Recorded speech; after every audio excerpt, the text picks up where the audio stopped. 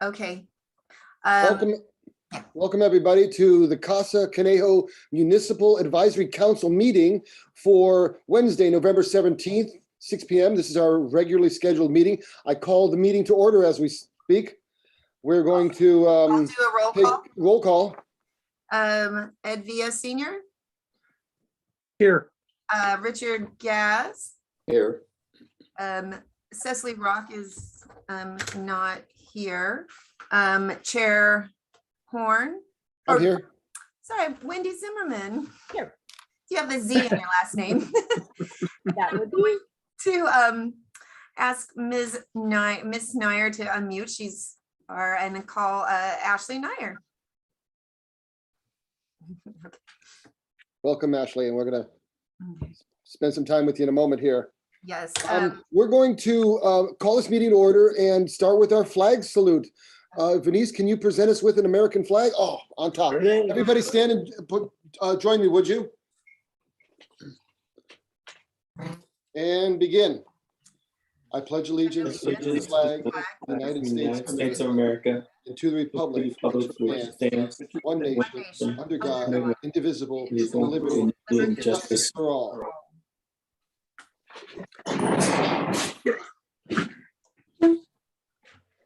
All right, everybody, welcome. We're glad to see all you here. I'm very excited to have everybody joining us for this MAC meeting. And we're going to move on to the approval of the minutes from the September 15th, 2021 special meeting and the November 10 special meeting.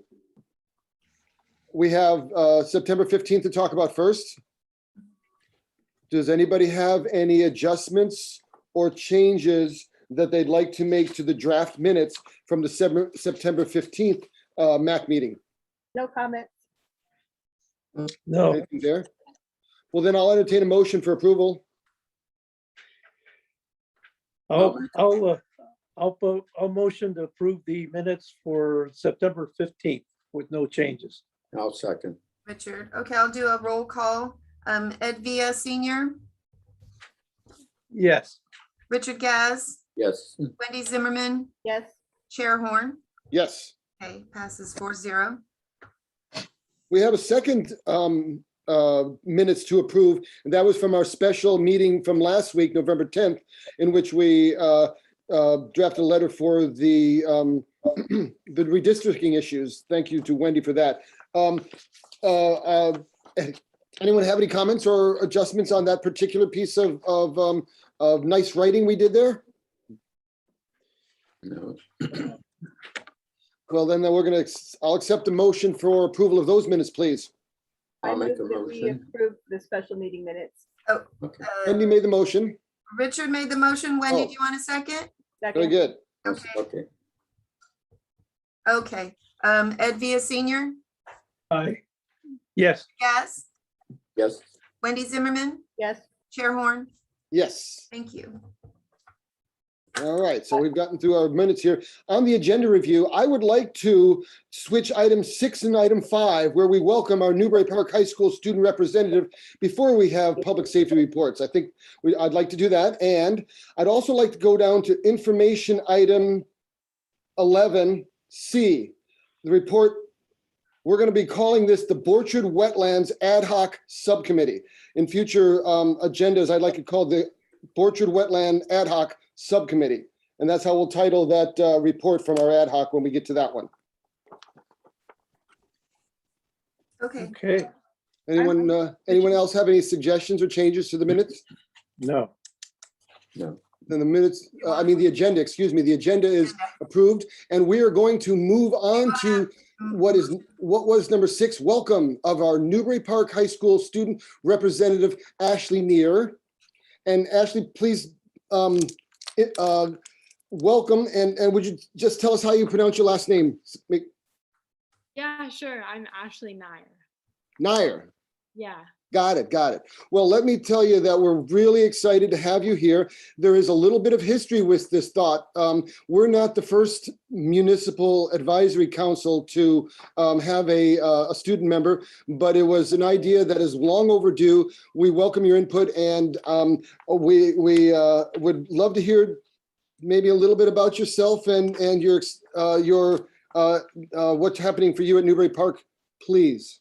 Sure, yeah. So I'm Ashley. I'm a junior at Newbury Park. I've been a student in Conejo Valley since kindergarten, going through Earths and Sequoia.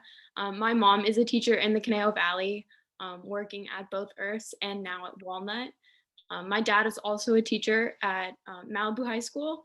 And so when Scott came to my class and presented this as a member of Casa Conejo, and the changes that could be made that would greatly affect my community, it really, I don't know, I thought that it was something that I should be a part of. And then personally at Newbury Park, I do participate in sports. I play volleyball as well as water polo, and I'm a swimmer. And then I'm also on ASG at Newbury, as well as a couple other clubs that I have started with my friends as well. I'm on the board for. Currently in ASG, we just had our successful homecoming dance, making a good portion of money to help us get through the year. We had a turkey toss LTA this past week, as well as we were able to award the sophomore class with a Kona Ice thing, because their class raised the most points in terms of spirit last year while we were online. As well as I'm in charge of regulating our Newbury Park High School social media. So we're dealing with that every day, publicizing when we can, attending as many events. We just had a very successful theater program this past weekend where they had, I believe, 7 shows, which was amazing. I don't know if anyone went. It was a great show. Very proud of them. And yeah, we're just jumping into our winter sports season at Newbury, and we're very excited to see what the rest of the year has for us. Wonderful, wonderful. We're so excited and glad to have you here. We want to share things that happen in our community that affect Newbury Park High School and vice versa. And we look to have future involvements and improved communication. So this is just a great start. We welcome you with open arms, and you consider yourself a member to ask questions and participate in any way you feel that you'd like to. And you can be quiet as a church mouse if you like as well. There's no set boundaries here. So thank you very much for joining us, Ashley. Yeah, no, thank you. You can't vote. Yeah. True, it's an honorary position. You're not going to actually have a voting part in this, but we'll definitely enjoy your positions and your points of views on all things related here. I appreciate that. We're going to move on to item number 5, which is the public safety report. We welcome in Heather Hoagland. We have Commander Hoagland. Commander, are you prepared to join us and give us a report, please? Welcome and thank you very much for joining us. Oh, you're welcome. Thank you so much for having me. I'm actually up in Sacramento doing some training this week, but I did want to join you and say hi. Really the only thing to report, both scale locations that I'm in charge of, the one on the 101, both north and southbound, as well as the 118. We do have some upcoming construction coming up, and it will be in the scale locations themselves coming up early to mid next year. So it will interfere with our work there, just because the northbound side, which was built in 1972, all of the pavement, all the concrete and asphalt there is basically original, and it's been patched about as many times as it can. And you can imagine with trucks weighing up to 80,000 pounds or more, with this COVID, they did increase the limits up to 88,000 pounds for the big rigs. Our facility is in need of some overhauling. So you may see that trucks aren't going to be stopping by the northbound side probably more mid next year. They're starting with southbound. That's only going to take about a month or two. And then northbound, which is our biggest construction project, could take upwards of 5 or 6 months. But we will be manning southbound when northbound is closed, northbound when southbound is closed, and then we'll be out on the 118 as well. So we will be and setting up strike forces at different locations. So if you do have areas that you're concerned about commercial traffic coming through that you don't think should be coming through, or just, maybe a little strike force that we can, pull some people over, sort of keep them guessing as to where we're going to be, I'd be more than happy to hear those suggestions.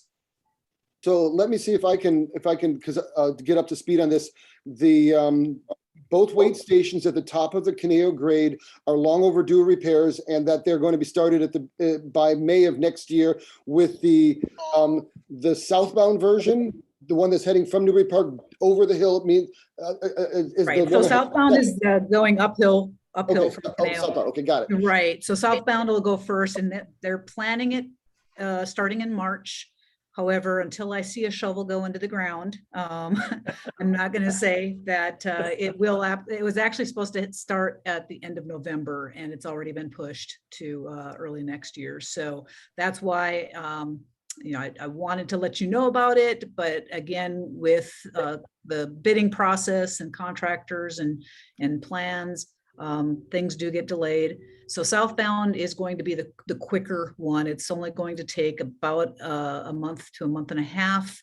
They're going to only pull up about 22 slabs on the southbound side. And then they're also going to make all public areas for the truckers ADA compliant. Again, 1972, ADA was not in effect at that point. So the restrooms and the areas where truckers would come in to get tickets signed off on and so forth does need to be ADA compliant. Once they're done with that, then they move over to the northbound side. And Okay, northbound is where it goes downhill. Okay, Yeah. so let's talk about the process in regards to closures. Does this mean that when we start on the first one, it'll be closed entirely for 2 months, and there will be no weight station action there at that time? On the southbound side, correct. Will you be doing construction 24/7 during the day or the night? And will we have any lane diet on that? I do not believe it is all going to be inside the way station. So there really shouldn't affect traffic on the freeway itself. Very good. Yeah. Okay, well, that's a welcome addition to it. And hopefully it goes smoothly for you. I sure hope so. Thanks so much. Thank you. Are there any other CHP related questions for the commander? We also have Officer Ryan Ayers as well. Ryan CHP. Ayers from the CHP also? Is that what we're saying? Good evening. Yes, how are you? Good evening. Oh, there he is. Hey, Ryan, welcome to Hello. us. Do you Thank want to you. give us an update on things related to our neighborhoods, please? Absolutely. I just want to make sure we didn't have any more questions for Commander Hoagland. I didn't want to cut her off. Okay. Thank you, Commander. Good. So first of all, thank you for having me. I'm my commander over at Moore Park CHP, Lieutenant Key. Wishes he could be here, but he has some things going on as well as far as training and stuff. So he sends his regards and hopes to be here at the next one. A couple of things that we have going on right now in Casa Conejo specifically. Recently, we moved our radar trailer out onto Windy Drive at Gerald Drive. We're trying to slow vehicles down on Windy for all of the traffic that comes out from the arteries onto Windy Drive. We know it's hard enough as it is. We're trying to slow them down to help, especially with the schools. We have the high school empties out there, Sequoia empties out there, Walnut Elementary School empties out there, let alone all the foot traffic, bicycle traffic, and whatnot. So we're attempting to slow that down, and we have more patrols out in that area on Windy in the Gerald area for Casa Conejo. We've had some recent complaints within Casa Conejo that we've recently we're hoping have been handled appropriately for you guys. I think we did a pretty good job of talking to certain residences, handling at the lowest level so that they understand the issue that was occurring, but and it should be happening again. But we do we can't be everywhere at once. We do welcome your guys' feedback or input on things like that. So if you see something, let us know. We'll respond to it. A couple of things that we have coming up. We do have maximum enforcement periods coming up for both the Thanksgiving and the Christmas holidays. We have a focus during that time where we get as many officers out as possible to focus on DUI enforcement, distracted driving enforcement. Those are a big problem, especially during the holidays. And our main goal obviously is reducing injury and fatality crashes. So one of the things that we are stressing right now, we've had two pretty major crashes that resulted in fatalities throughout the Moore Parks area, not in Casa Conejo specifically, but we're stressing for people to leave a little bit earlier, have a plan when they leave, give yourself some time to get to where you're going, don't stress out, and practice patience and gratitude behind the wheel. It actually goes a long way. And I think when you get to your destination, you feel a little bit better. I mean, I know I do when I practice that patience piece. So I think that will help curb some of these major crashes that we've been seeing, both on the freeway and on the surface streets. A couple of the things that we've been seeing lately, just as a trend, and I'm sure the deputy is going to speak on this, so I'll just be brief, but we've had an uptick in the catalytic converter thefts. We are teaming up with the Ventura County Sheriff's Office, as well as the Moore Park Police Department, in helping you guys so that you can curb those thefts and prevent them from happening. So Deputy, I don't want to step on your toes. You're going to talk a little bit about the catalytic converters at all? Yes. Okay, I'll stop where I'm at then and let you go ahead with that. And then the last thing that we've been seeing an uptick in also, and it happens every holiday period. And I'll let the deputy take over at the end of this and go into depth in it. But we've seen the package theft off of the porches.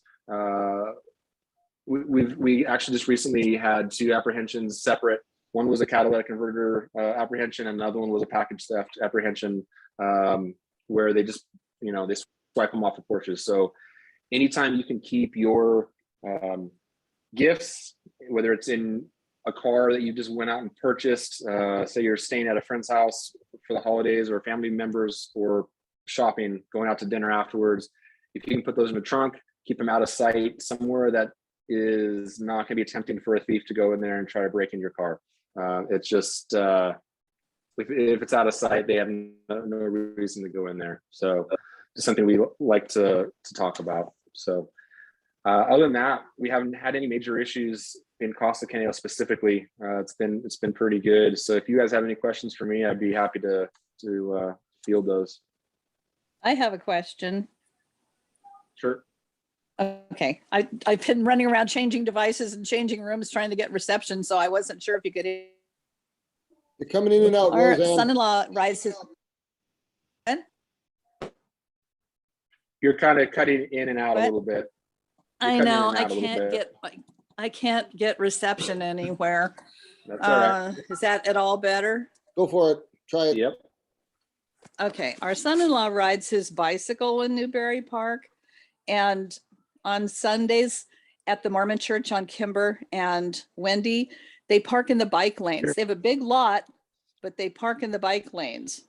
Sure. And so he's new here. They just moved here and they live over on Hiram.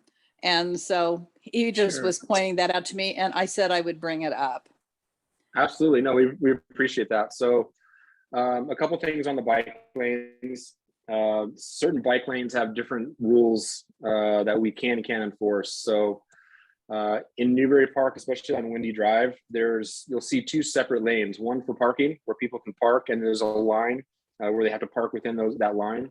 Right. The other part is the bike lane, which is closest to the traffic lane. That's an enforceable part where we can go, and if they're outside of that parking area, we can enforce that. Other portions of the road that have bike lanes that aren't specifically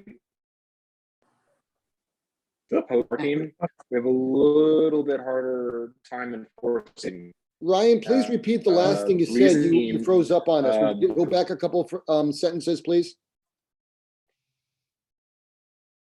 And Absolutely. Ryan, So the bicycle on, are you there? You got me? Can you hear me now? you're coming in and out now too a little bit. Sorry. All Try right, again, please. no problem. So the bicycle lane on Windy, where they have the two different designations for parking and riding, we can enforce easily. The lane where it's just specifically a bicycle lane is a little bit harder to enforce just because a bicycle is actually considered a motor vehicle. It can ride in the roadway as well as the bicycle lane. So Oh, that being okay, said, that's interesting.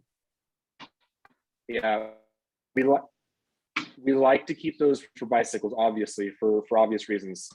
Safety is paramount there. But if there's the ability to have a car safely parked there for a short amount of time, that bicycle now does have to go around it, which is not as safe, but it is able to because it is considered a vehicle at that point. Okay, So, I'll tell like I said, I'll tell it's- him that. Yeah, but believe me, it's something that we can watch out for. So I appreciate you bringing that to our attention. And you said that was Sundays over there at the church. Yes. Okay, I'll put in a request to have some more patrol during that time at that location, and we'll see what we can do. We'll try to talk to the church first and see if we can get rid of that issue for you guys altogether. Okay, I'll let him know all the details of it. Thank you. All right. Thank you, Roseanne, for your question. And I feel like I learned a little bit more about the road, the rules of the road as well, when you described the ability of bikers to have to move into the main traffic if that's happening. That's interesting. Okay. And yes, thank you for looking into this and checking with the Mormon Church if they can adjust their parking a little bit to make it safer for everyone. We'd all like that. Scott, may I speak, please? Wendy? Two items. One, as a cyclist who knows pretty much almost every street in Newbury Park, one of the things when you're looking at the bike lanes is check the parking signs and see whether cars are allowed to park there or not. Sometimes people, actually have a bigger problem up on Lynn and Potrero. People pull over to sort of use their phones or whatever, and they make me come out into a very busy street because they don't even pull all the way over. They can go a few feet down and get out of the streetway. I have yelled at people for that. I'm not proud of yelling at them, but sometimes they really need to understand that they are forcing a cyclist to come out with 45-mile-an-hour or faster traffic. And it's really hairy. Kimber is pretty mellow compared to that, but there are places that are bike laned that there are no parking signs, and there are other places that the bike lane kind of shares the parking. So you kind of have to watch for where they are. And also Kimber is TO. The bicycle coordinator is Kathy Naum. If you have any issues that are up in TO, because that's past our Borchard limit. The other thing is I really wanted to say thank you very much for putting the speed radar out on Wendy Drive. I think it helps because those of us who have to come out from Bella and Alice need every half second that we can get to get onto Wendy. So I really appreciate that being there and reminding people that it is 35. Absolutely. Yeah. That is an that- unintended consequence, bonus of people. If it sort of makes you want to slow down, you see that and you realize you're not within the boundaries, and that's a good thing. So does this particular unit keep data for when cars pass by? Is it that smart, or is it just basically reacting to the oncoming traffic? It does not. It's just reacting. But if people don't know that, there's more people that slow down, right? So, Yes.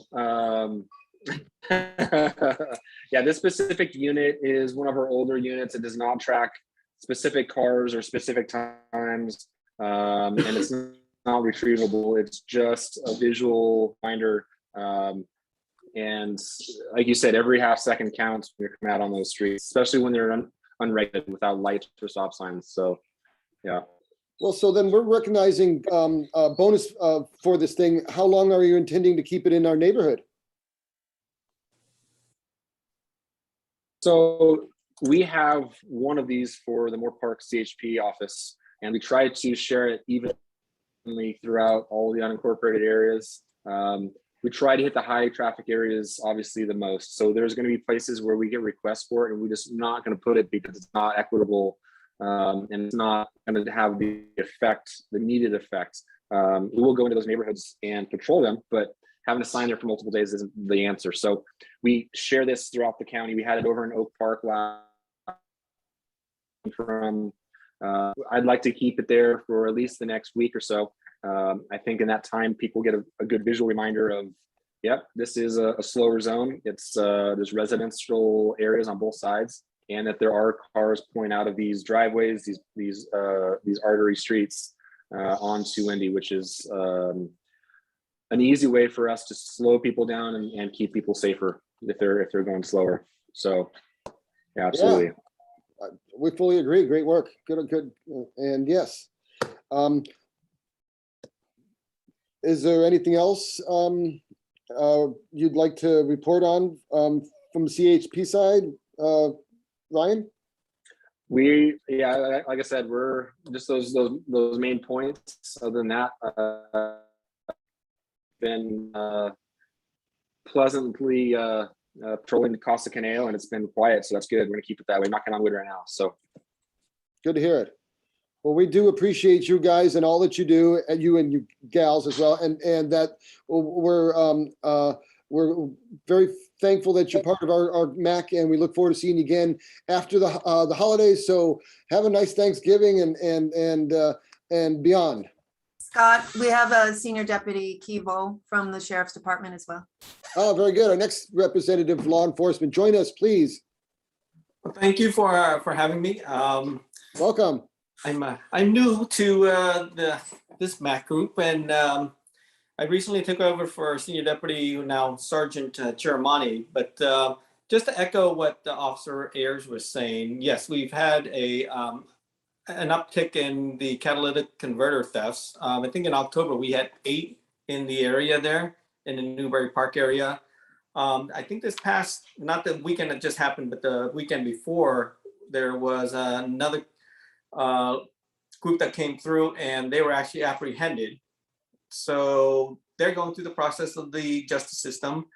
Unfortunately, with that, there's just going to be probably another crew that's going to come through, and that's just an inevitable thing. One of the things that the Sheriff's Department throughout the county, I think we're doing, is the etch and catch. I think that's something our captain had brought up last time.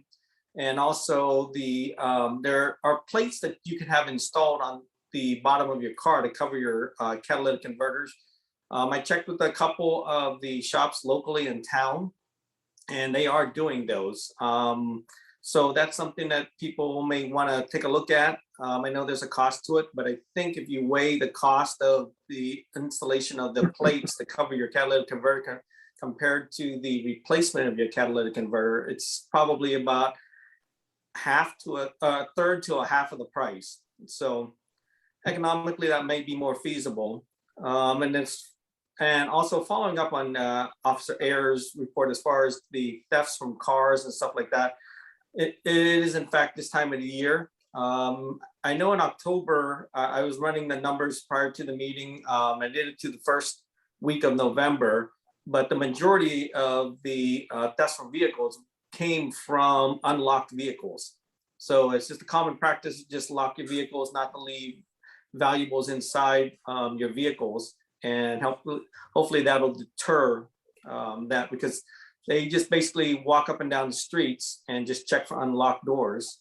And often they find doors unlocked with stuff in it. And so they just do that. And I think we've potentially identified some of the crews that are doing that, and they are coming up from LA. And I think that's the same that's coming through with some of our burglaries, specifically the commercial burglary I know we had in October. There was a little stint that we got hit. But I think our direct enforcement unit and our detectives possibly have, or think that they've possibly identified that crew. So hopefully we can move forward with that. Other than that, I think everything else has been fairly quiet, knock on wood, in the area. So again, if anybody has any questions for the Sheriff's Department, I'd be happy to answer them. Well, I'd like to say one thing to you. I live over by the soccer field on Gerald Drive, and in that cul-de-sac has always been a big drug center in there at the park. And in the last 8 or 9 months, I've noticed with the cameras that I have that you do patrol that area at night, Yes. almost every night. And I appreciate that because now we don't have any problems there at all except for the raccoons, the coyotes, and the owls, and which is the stuff we like. So Yes. thank you so much for doing that.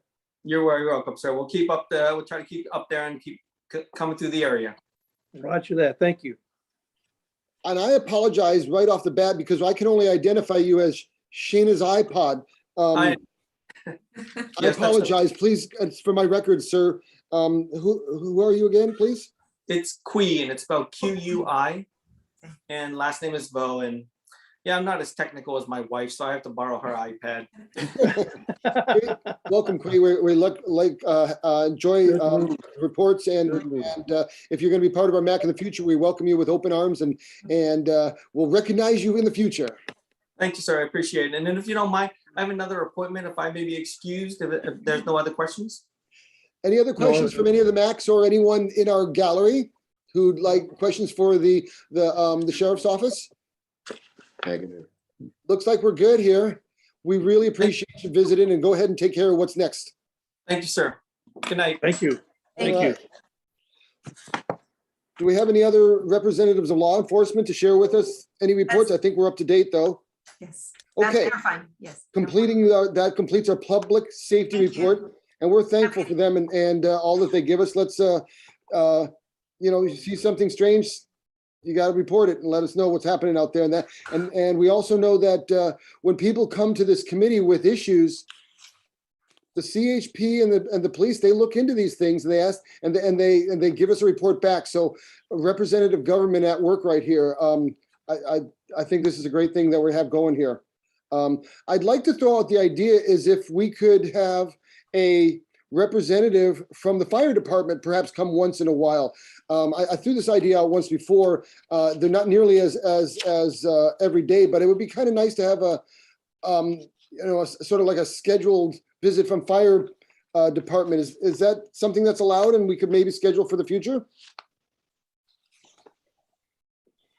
We certainly can. Do any of the other MACs ever have the fire department come and do things? Is this, do you think, too much to ask of them, or is this something that would be sort of appropriate? What we have been doing is when there's a topic, and for example, we've assisted the MACs that border open space about their having to take care of brush clearance. We've had them discuss the insurance hikes that are being experienced by some, again, because they're near open space.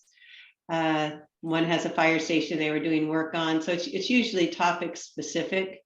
Very good. We do training for CERT for our citizens. So maybe if we have a discussion on CERT, we might have one on that. But that there's generally, we don't have them come. Okay, so we'll wait for having an issue, and at that point we'll be asking of our fire department their input. Very good. We switch over while we're here, Linda. Comments of Ventura County Supervisor Linda Parks. Well, first, I also want to welcome Ashley, and I'm so delighted that you were able to find her for us, Scott, and welcome, and I hope you enjoy it and get some good experience on this, good for your resume and all that. But also, sometimes we work together with the community. For example, we've had community cleanup days that we have organized in the past and gotten volunteers to assist with. So there are different, we had a MAC member interested in seeing about getting taking care of dog waste, like getting one of those little stands. And so there's all different kinds of things beyond just what we talk about at our MAC meetings. We sometimes organize some efforts. We had walk the channel days and things like that. So I'm looking, and hopefully in the future we can engage some of the students in the school and also assist the school where they may be looking for some assistance from the community. So I'm glad that we have a liaison. So welcome and congratulations. And then talking about the fire department, the Ventura County Fire Department is now doing their Spark of Love toy drive. And that is something that they usually just team up and they do this, but now they're like teaming up with our sheriff's department and others in the community. You may have seen them standing out in the street with the boot, you know, they'll be looking at collecting this time donations for holidays and getting presents for the kids and children and teens. Some of them just definitely need a happier holiday experience. So if you'd like to assist with this toy drive, it actually is the largest toy drive in the nation. Our Ventura County Fire Department would love to have you participate, and you can get information at their website, which is VCFD, stands for Ventura County Fire Department, so vcfd.org. And then they are also part of the Professional Firefighters Association, so you can also donate online to the vcpfa.org/spark-of-love-2021, or just go to vcfd.org. So I'm hoping that we'll be able to assist that. And you can actually drop off toys at the Thousand Oaks Police Department. That's over there on Olson Road if you'd like to do that. Today I spoke at the Fallen Firefighters Memorial. We were able to recognize 4 firefighters who had died as a result of their injuries and illnesses associated with their profession, and did that at the Government Center today. Also was at a LAFCO meeting, Local Agency Formation Commission, and unfortunately they were having some technical issues and we had to actually continue our meeting. So I'm glad when we started having a little problem with people's sound that we were able to get that all going today. Also, I'm on the Clean Power Alliance and had one of those meetings today too. So it's been a very busy day today, but yesterday we had a Board of Supervisors meeting where we discussed redistricting, and you'll hear more about that coming up. It wasn't the 12-hour Board of Supervisors meeting we had the week before. This one probably only 10 hours. 11 hours and 30 minutes. Thank you. Yeah, it did go long, didn't it? And then as far as the COVID update goes, you know, we did approve a recommendation by our Public Health Director, Dr. Levin, who indicated that we need to go another 30 days because of the spread of COVID. You know, it's still out there. There is the Delta variant. He's not too concerned about a variant of the Delta variant, which I think about 10% of the EU is now experiencing, which is more contagious, but not more deadly. But we'll hopefully not get that in the United States. But we have to continue wearing masks in indoor public places, as well as we won't be having our board meetings probably until January. So that will probably be the same schedule. We'll be looking at the MAC to see how things are going in January, and we'll let you know then. And in addition, Dr. Levin is encouraging everyone to get their booster shots, and everybody can get them. I think who's an adult now, you don't have to have any special circumstances. And he recommends that, especially as we're heading into the holiday season. I think that concludes my comments on in general, and look forward to later discussions about redistricting and such. Very And good. open myself up for any questions if you have any. Any questions for Linda? We got anything out there at this point? All right, well then we'll move on to council comments on items not on the agenda. Is there anything from our MAC members that is not on the agenda they'd like to discuss while we're here about things? Wendy had her. Okay, so we can do that. So now we move on to item No, number 9. Wendy said Oh, she sorry, had. Wendy. Sorry, Wendy. I do have a comment. It's something that I think we need to get into perhaps more formally and have a discussion for probably at our next meeting. But the Dollar Tree Shopping Center wants to put a drive-through over by Exer, which would have cars coming and going right in off of Wendy Drive, where it's already chaotic and crazy. I think I would like to see the MAC send a letter to the developer and to the city of TO saying that we are not in favor of this, although some of you might be. So I think it needs to be a formal discussion before we do that. But I believe that fast food drive-through would be horrible for our side of that shopping center. I think they could do it on the other side. So I think we need to start thinking about that. They claim that they talk to the neighborhood, but I would say they probably only talk to their tenants in the shopping center, because 500 feet doesn't go into the neighborhood, depending on where you start that 500 feet at that shopping center. So that is something I would like to see us address, which is, is literally in some of our backyards. Well, we know that they approved the planning commission recommended the approval of breaking down the parcel into 6 individual lots. I remember following the discussion on this where they said that this did not affect the idea to sell individually at all, but it wasn't really clear to me exactly what the purpose was Scott, for it's breaking that not up. on your agenda, Okay. but I can put it on the next one for a discussion. Good idea. Okay, Good. that'd be good. Add that to we're calling that the Dollar Tree Center?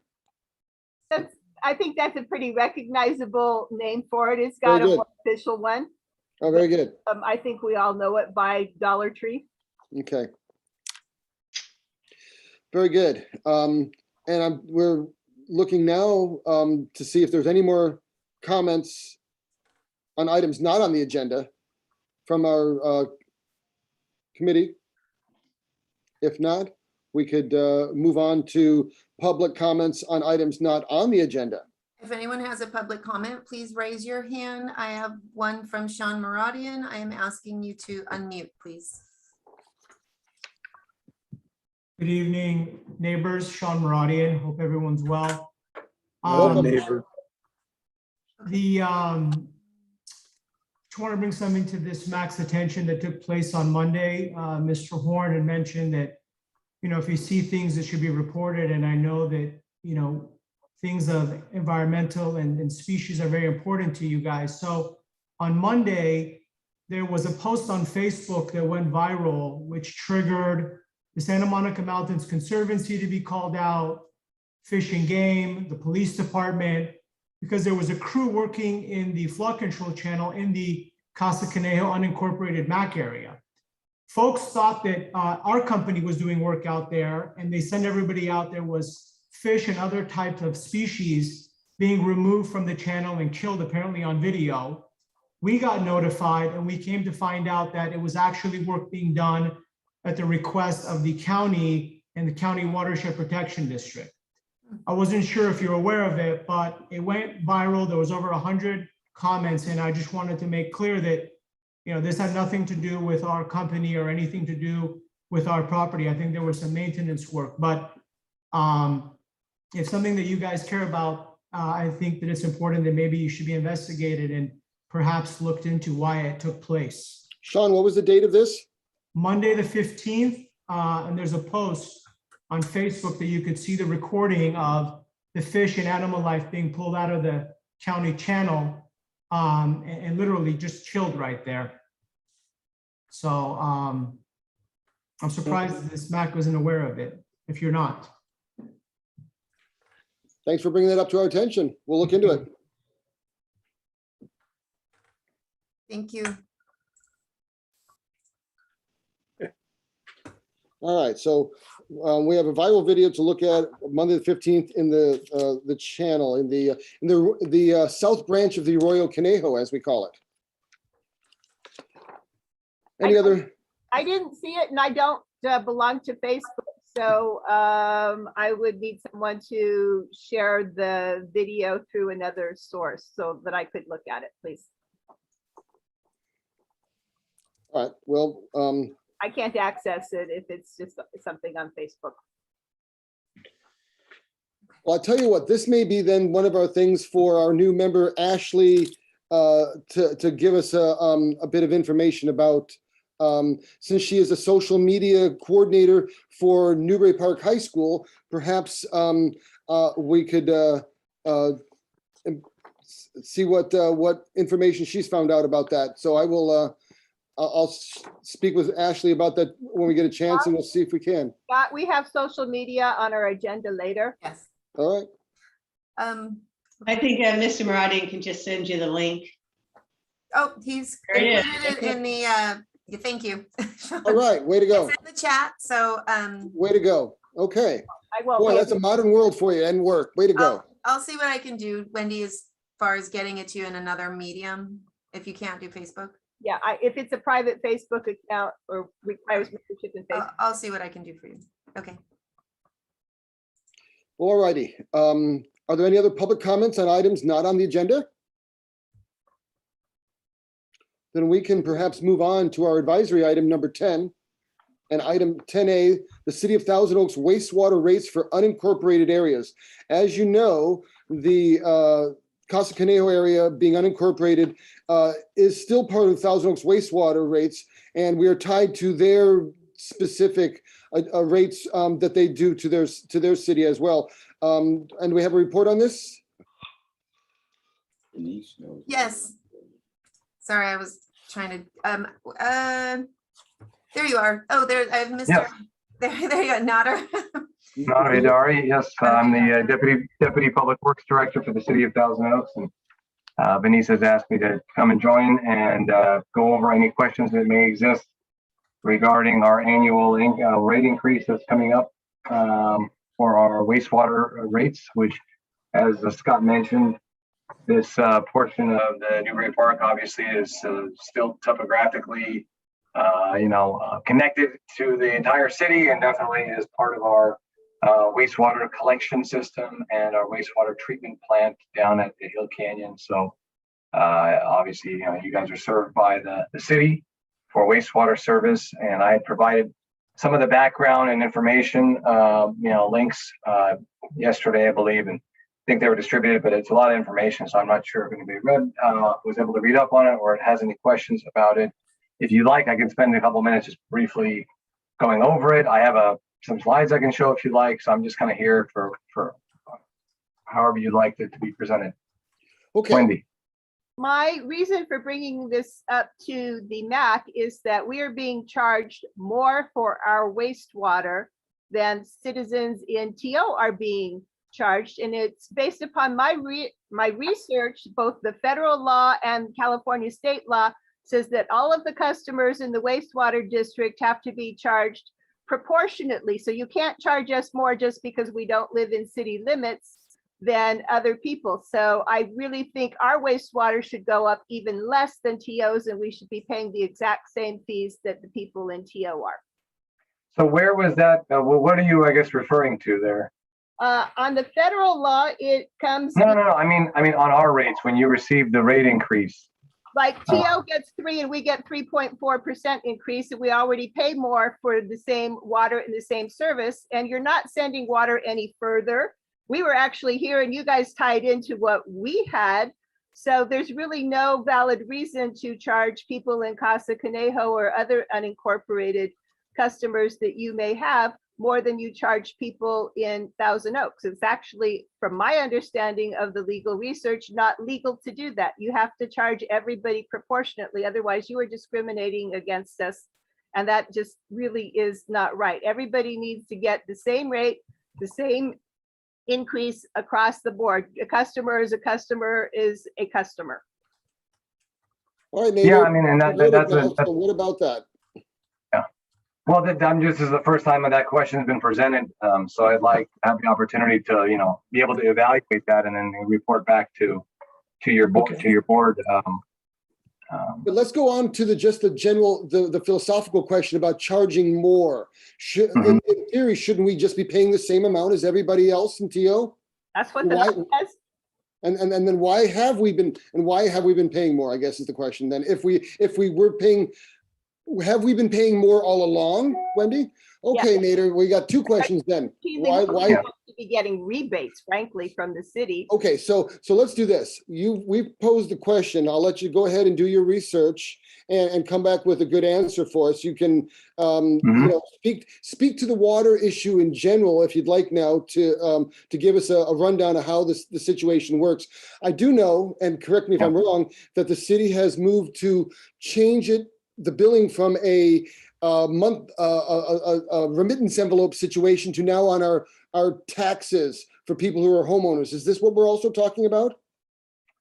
Yes, that is also taking place. I think that's going to be starting next July. Or the increases in the wastewater will be taking effect next July, but the conversion of the wastewater to the property tax is already underway. And that's a fairly common practice. And that is taking place already in the Oak Park area, I believe, with Triumpho Wastewater and many other providers. And basically, it provides one less thing for everybody to have to worry about every month. It's a fixed charge, so it doesn't vary depending on usage. So having that paper bill every month is kind of, for the same payment every month can be more efficiently done. And we're always looking at ways to, improve efficiency. So that can be more efficiently done, and that drives down the overall costs of administering the program. So that is a help. And I'm not a, tax advisor, but from what I understand, there may be some benefit to there to having that on your property tax as well. So there are some advantages there. And so that's been moving forward, and we've had very little issues with that portion of the rollout. So in many cases, that will help people avoid having missed payments and other things too, because property tax is pretty regularly adhered to by everybody. So so that's the update on the conversion of the wastewater to the property tax. Overall, the city's wastewater fund's in strong position. We currently have and will continue to have the second lowest rate in the entire county for wastewater service, which will be roughly $30 a month. If you would like to know the range in the county of Ventura, the wastewater services range from $28 a month to $120 a month, $115 a month. So we're at 30, so we're right near the bottom there. But the increases still are required to continue to provide the necessary upgrades and maintenance and capital improvements, not only of all the pipelines and collection system in town, but also of our treatment plant, which continues to have to meet, very stringent environmental regulations and processing regulations. So that's generally the background of the methodology for the rate increase. Obviously, we're all aware of just the nature of inflation too, and the purchasing power. As we continue to do construction projects, capital projects, and maintenance projects, our costs continue to increase as well. But luckily, we're able to keep the rate increase at 3%, roughly 3%, and it's been 1% for the past 5 years. So we're very proud of that. That the average increase over the past 5 years, and even looking forward, has been well under 3%. But I'd be happy to look into the questions about that differential. Wendy, if you want to send me whatever information you have, I'd like to be able to Just did some use that in my research, and the federal is the Water Pollution Control Act, and in California it's Proposition 2018, not having anything to do with the year. This was back in the 1995 or 1996. Yeah, I think it's 218, Prop 218. To all of your customers, Yeah. You're already paying 30. If you're charging the regular TO $30 a month, we're already paying 35. So we shouldn't be seeing any increases at all. And we need to actually be scaled back to match whatever you're charging the rest of the folks in TO. Further, if it turned out to be considered a tax now that goes on our tax boards, you have to get that approved by voters. The problem is we don't live in the city limits, so we couldn't vote. So it would push us out into a really weird spot. But the other thing I saw, and I want to bring to everybody's attention, is that my understanding, according to the letter, is that all comments are not acceptable in email. They have to be in formal written letters, and they are due by December 14th, which is part of why it was important that this is on our agenda this month, because we don't meet in December. And I really would like to recommend to the Casa Conejo, to our board, that we send a letter protesting the rate increases as a Casa Conejo MAC, unless you guys are happy paying more. I know I'm not. I can send my own letter, but I think we as a MAC have a need to discuss it and decide if we want to take an advisory position on it and put in a formal opposition to the rate increase. But we have to do it according to what I read, and maybe I'm wrong and we can send emails. It has to be. I believe you read it correctly. That's our finance department is managing that, but that is correct. And that is the meeting. It's the December 14th city council meeting that any protests or letters or questions need to be submitted in advance of. So, Yeah, but it said you're not taking email and they have to be snail mailed, which is really weird, or else delivered in person, I think, but. Well, then Nader, can we ask of you to report back the question that Wendy's raised regarding the federal rule and how we've been, if that rule applies to us or how it doesn't? And yeah, if it does basically apply, I'll connect back to the lid before the end of the week with some clarification on why, if any, there's a differential there and what the basis of that is. okay. I'd also like to ask Supervisor Parks if county legal counsel could look into that question for us too. I would just say, let's just hold off a second, let him look, because apparently he was caught unaware that you guys are being charged more. So let him look into it, get back to us, and then from there we'll move forward. So let's make sure we're all on the same page. Pardon? Yeah. We would not be unaware that we're being charged more because it's a letter sent by the city and the city's been billing us that way. So let's let him get back to us on, the answer, and certainly move from that point. But let's at least all get on the same page, because I understand we're not on the same page right now. So let's first establish the fact that that is occurring. That sounds like the best thing to do, and then move from there. If the rate is not, you're considering it not a legitimate rate, we'll take it from there. But let's first start there with him getting back to us on the city's position, and then take it from there. But I think you bring up some great points, and it needs to be like that. Yes. Okay.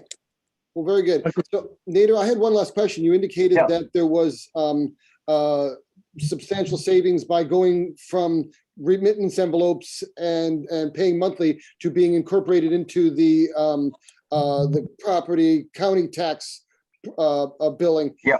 Do you have an estimate of how much the city is saving by doing this each year? Yeah, I think it's roughly $70,000. $70,000 each year. Okay. Yeah, so that's helping to reduce the overall cost of the program and to the ratepayers. Got it. Okay, good deal. I have a question. Can I ask a question, Ms. Parks? I'm sitting in for Richard. Sure. I don't know. Is that how we're allowed? Sure, why not? Am I allowed? Mhm. Okay, I have Richard, two questions for Nader. One is, you mentioned the tax benefit by doing it. What do you mean by that?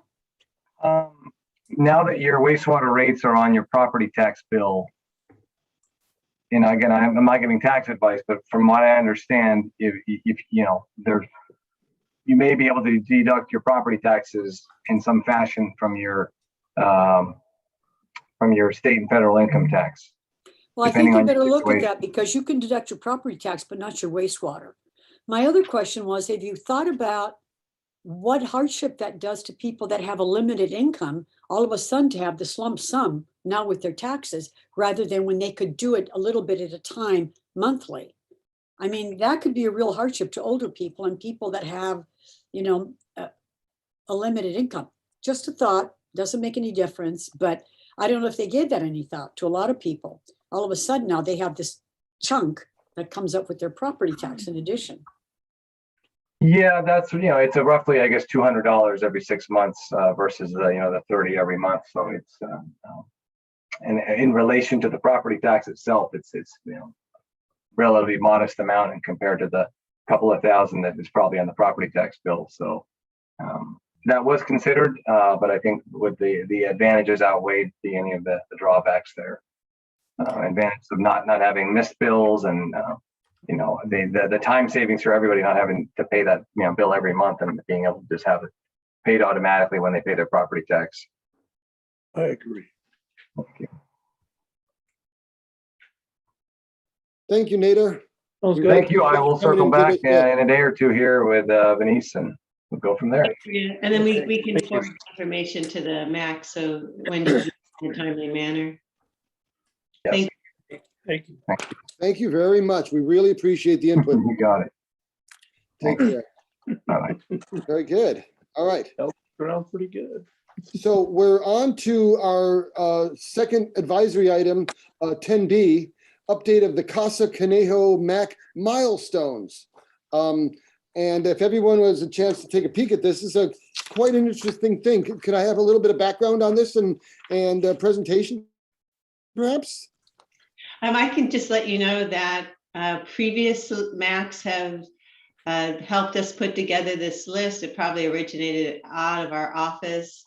And then every few years, MAC members sometimes revisit the list, maybe take it home for homework and think of other items to add to it. And that is I believe Wendy decided that this is something that needs to happen, and she's got some suggestions, I think, to add to it. And so I think that kind of brings us up to speed. Very cool. This was very interesting. Obviously, a lot of this stuff happened long before I joined the MAC, but many of my fellow MAC members probably can recall each and every one of these moments and each little milestone. I commend you all for being part of this.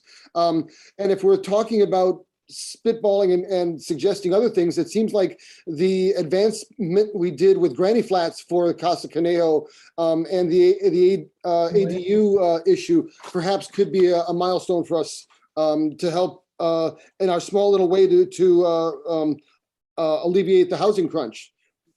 We actually lost our battle on that.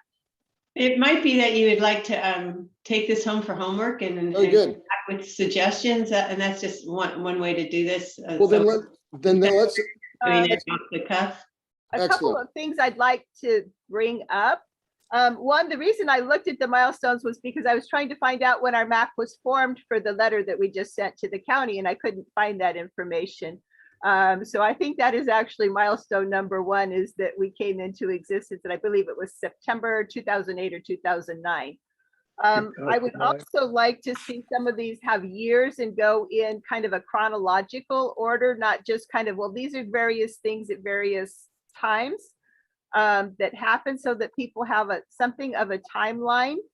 The other consideration would be who's been on the council when in some kind of format service. Well, Ed, I think you were original, so you would be from inception to present, and the rest of us had starting whenever, and people who have been through the MAC council, so that people kind of know who has been of service to the Casa Conejo MAC and that kind of thing. So it's a little more organizational and date and history, because I see it kind of as not just milestones, but milestones kind of require a timeline to me. So I don't know what happened when. So those are all great ideas, Wendy. I love that. Is this something that we could also post on our county website? It is on the county website. It is on there. Okay, already. Then let's go ahead and let's take this home for homework and see if we can plug in some of these dates. I know we're probably asking Venice to do some detective work here, and let us perhaps put this on the next agenda for future discussion. We did get the Battle of the Sidewalk, so we could do grinding. That was grinding. Okay, so we've got a few things that we could perhaps add to our list here of milestones. Yeah, I'm up for this. Boy, it's been a long time. Well, I don't know if it's kind of redundant to put a timeline on this. It's more or less, to me, is to let people know in the community, this is what we've done from the beginning to present.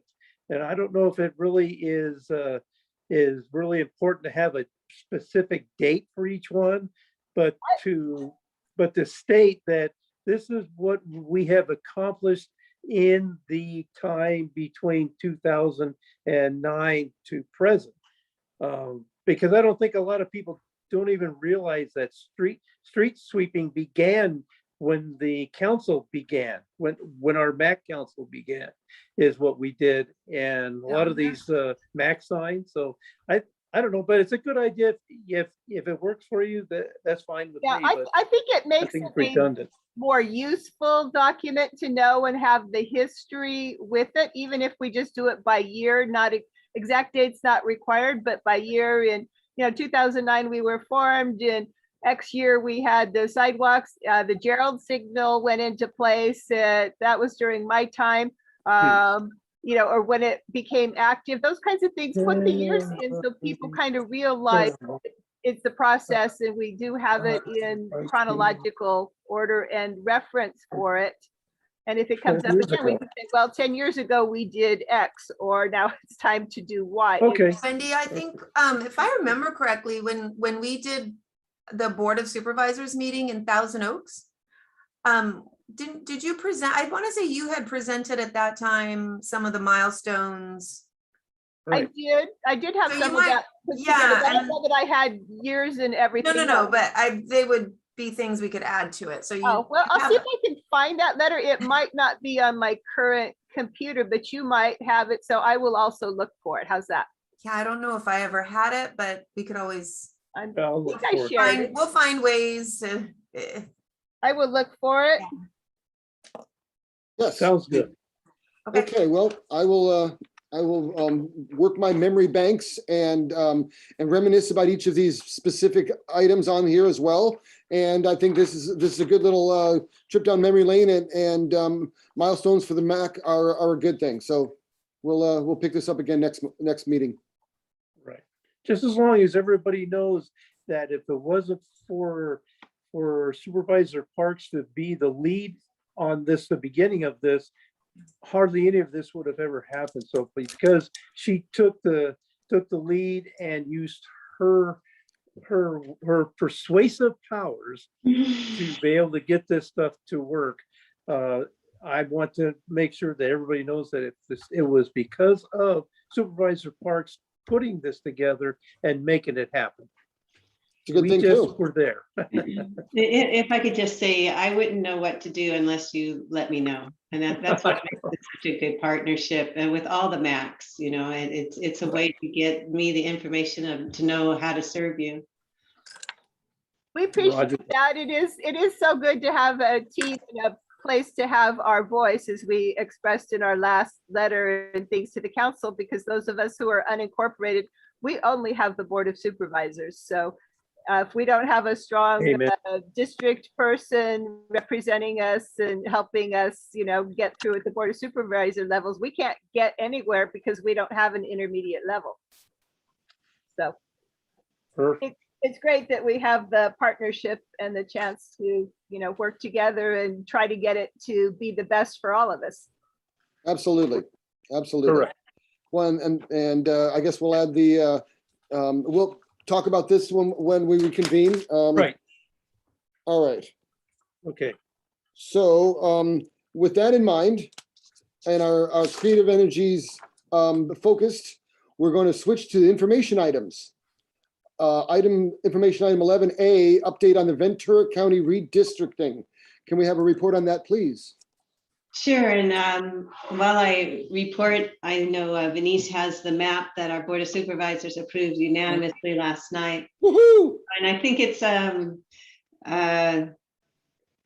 interesting that one of the first things that Venice said, as I gain more land, can you show the area that we kind of gained in Camarillo? She said, oh my God, are we gonna start another MAC? First thought. But it just goes to show truly, that these municipal advisory councils are effective. And actually, I think because of the voice of the municipal advisory councils, it had a lot to do with how my district ended up. And it really, of all the changes that were made yesterday, it was primarily talking about this area in my district.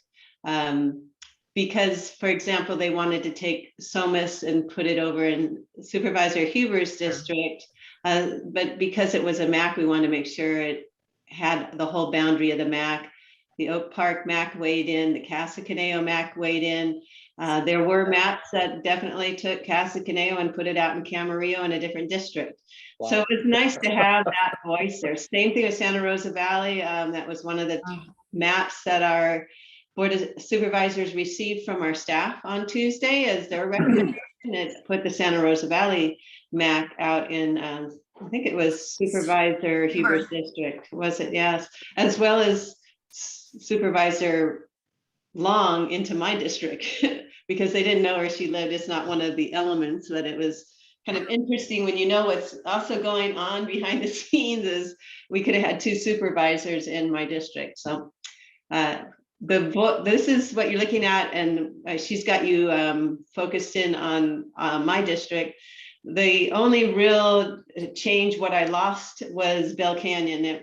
Small area went into the same district with Supervisor Huber that has Santa Susana Field Lab, which they're right next to. We kept Amundsen Ranch, we kept Amundsen Ranch and Palo Quemada Canyon and Oak Park, and at one point North Ranch was looked at going to another district. So all of Thousand Oaks, the whole Conejo Valley, as you guys put it, is what in her letter, all stayed together. There's that funny little ribbon of red you see, or pink, whatever. That is Potrero Road as it leaves Dos Vientos going down to Cal State Channel Islands. I asked that be changed also to my district, and it was agreed on. So that's one little tweak that will be made. It just didn't reflect the map that was up before us. But that's about the only difference that will occur. If you want to zoom back a little, it was a fascinating discussion because there was a strong push for a map from a group called Cause, which works for Latino rights. And their map put, strangely enough, Supervisor Long into Oxnard and put Supervisor Ramirez, who was on the Oxnard Council and all, into the Santa Clara River Valley. So you just see what big changes can be made. I know it doesn't sound like, why would a Latino group want to put Supervisor Long in charge of Oxnard? But that gets into, they're looking maybe 3 years down the line and it won't be Supervisor Long anymore because it's in Oxnard, so I think, there was just a lot of interesting dynamics that were put in place. But I do think, it was a 5-0 vote. I do think that we all got a lot of what we want. We all gave a little. Actually, Supervisor LaVere, Supervisor Huber pretty much remained the same, except, Supervisor Huber got Bell Canyon. But they remain pretty much the same. I grew, and the reason why I say I, but I mean my district grew, is because we are typically the slowest growing district. The fastest growing district was actually that Camarillo district, and then Oxnard always grows fast too. So now the way the numbers, are you online? Yeah. If you can go, if you see the population, what this map does, it gives me close to 180,000 people. So it's by far the largest district in population. That's not fair to us. But prior to that, we were the lowest population district. And I feel strongly that it's just a matter of a few years and that's going to change, because this just reflects the growing voting age population. But if you can actually probably look at the difference in, for example, the voting age for Latino districts are going to, at any rate, it will change, but this is where it is now. And it's huge. I think that's what, I don't know if it was what one of the people I was talking, well, Linda, that's huge. But it's not that much different. I inherited portions of Camarillo Heights, and then a smaller portion than I would have of Camarillo Mission Oaks. It was kind of a choice between Supervisor Long and Supervisor Ramirez's map. Supervisor Ramirez would have taken more of that, right? That whole Mission Oaks area. So what can I say? I've got a larger district now. We have a little more work to do. No, the supervisors, a couple of supervisors have no max at all, right? Supervisor Huber has no max. Supervisor Long has no max. Supervisor Ramirez may have actually, she had, I think, Nyland Acres, but Nyland Acres.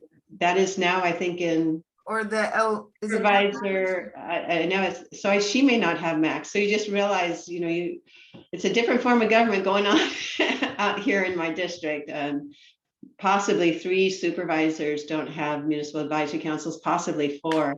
Now that I think Supervisor Levere probably inherits the Nyland Acres MAC. Is there a way that we can guarantee that Max will continue to exist, since they are something that seems to be with you? Because after the June elections, we will, start having, somebody different, and Max, came in for us working with you. But I don't know, is there a way that we could work to have them continue to? They are adopted, approved approved bodies of the Board of Supervisors. So a supervisor can't come in and decide there isn't a MAC without taking it to the Board of Supervisors and dissolving it. Your bylaws, the resolution adopting you says how often you're going to meet and all of that. So I wouldn't be too concerned about that. I would hope that whoever replaces me, if my staff is willing to stick around, it is definitely a lot of work to oversee all these MACs in terms of administering it, and as you know, because you know what you guys all do. Yeah, and I think when we have our candidates night next year before the elections, we will be pushing hard on some of those kinds of issues. I will have to say, I haven't weighed in on that suggestion, but you cannot be a political body. You have to stay out of politics. So that's why you don't see a city council having a candidates night or a board of supervisors having a candidates night. So you may want to do that as through another, some other way of doing that. But we can talk about that later. The other thing is it's really, Thousand Oaks is changing very rapidly into a pro-growth city. We are going to be growing a lot faster than the Thousand Oaks area has, and we're already 10,000 people more than the other one and 15,000 bigger. It seems like some of that stuff past Somas, I don't know, maybe there just aren't very many people out there past Somas, but it looks like we have a pretty big block that goes out into what, to my thinking, would be green. And I also would like to know which number map this is. I watched some of the meeting yesterday.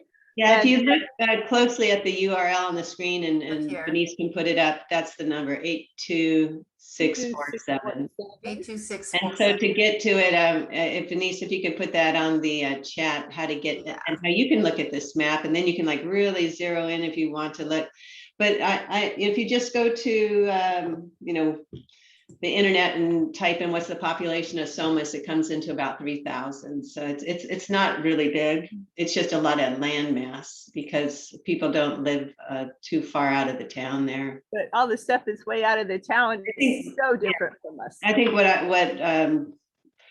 what the most population I got is coming from the city of Camarillo. And another interesting aspect is how did we get here and why? If you could just scroll up. The objective by law was to create 2, what they refer to as majority minority, as you pointed out, Wendy, at the last meeting, districts. That means 2 districts with a majority, in our case, of Latinx. And we know that Oxnard already is one of those.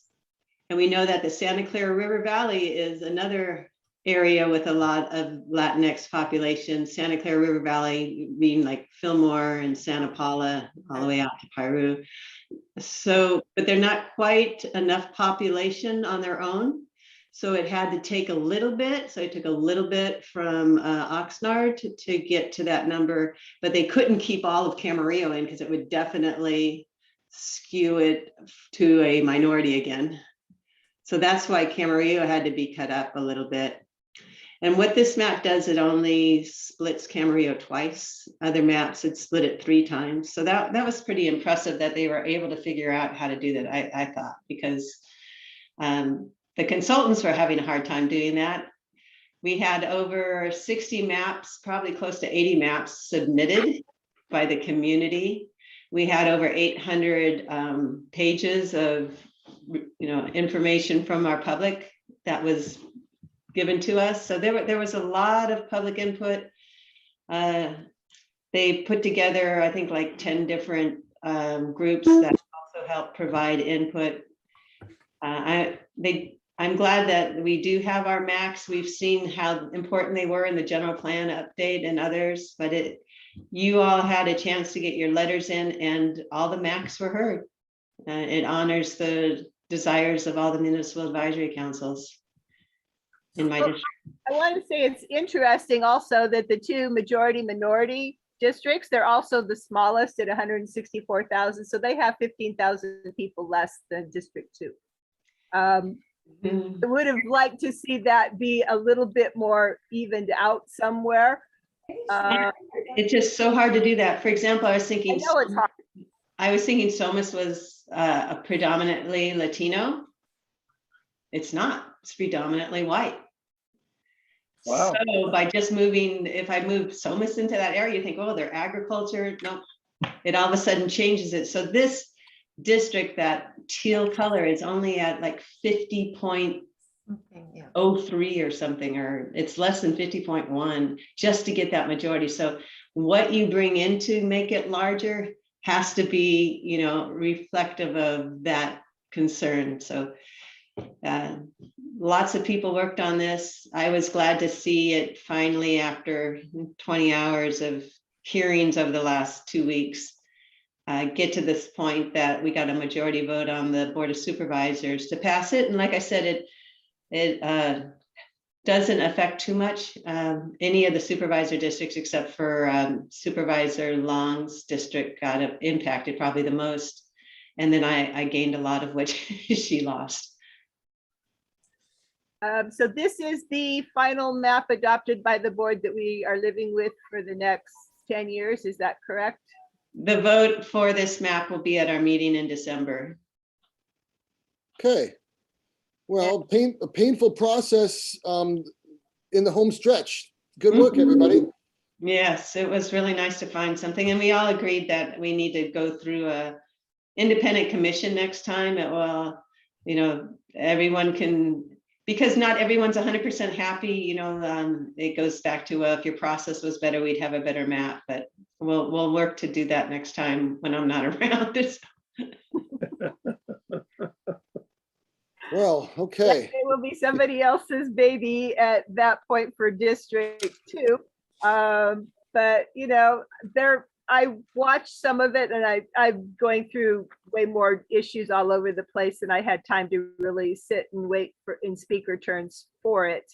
But at least we did get our battle that the Conejo Valley is together in the same district.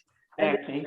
And heard in some parts of Camarillo that we gained are actually sort of similar to us, but there is some others out there that I really think should have been moved over into that District 3, even if it's just ground wise and it's not people heavy. And I understand an area like Somas, the people that actually live there are one thing, but they have many workers who are something else, who come in to be there on a regular basis. So it does, there are differences between actualities and perceptions. And it's like a lot of the ground that is worked on in some districts, the people who work there are living over in Oxnard and whatever, but we're talking about voters, is what it comes. Voters and residents and whatever. So, you see one thing, but they live in different places. They don't, so it's difficult. And I'm sure that a lot of people that are in various districts just were not able to be counted by the census and just don't show up. So maybe the numbers in reality are closer than what we think, but I know you had to go by what the census knew about. Good point. Well, all righty. That's all good stuff. Are we ready? Good stuff. We ready to move on from the redistricting issue to item 11B, the MAC social media protocols. A report on that, please. Okay, I know that this is something that the MAC was interested in looking into, having like a official, as I understood it, social media voice out there. And we just went through this exercise with the Oak Park MAC, because they also had an interest in having some kind of official voice in social media. And the bottom line, and I don't know, you know, I was kind of looking for that document, Denise. The one from, The bottom line. I can find that. Okay, is that there are Brown Act requirements. For example, we as supervisors can't comment on other supervisors' social media posts. There's that aspect. There's also the fact that if you're going to discuss items that are coming before you, that could be showing your bias on those items. And so we have to stay away from that. And that can happen also through social media. There is also the issue of politicking. You are potentially an elected body, is that right? Are you? Appointed. They're just strictly appointed. Okay, so that applies to a couple of the MACs that are elected. But just even that concept of let's have a political forum, you know, so it's just like some aspects that you want to stay out of politics, because you aren't a political body. You're a quasi-governmental body. There's also if you have that list, Venice, but I found it. I just found it.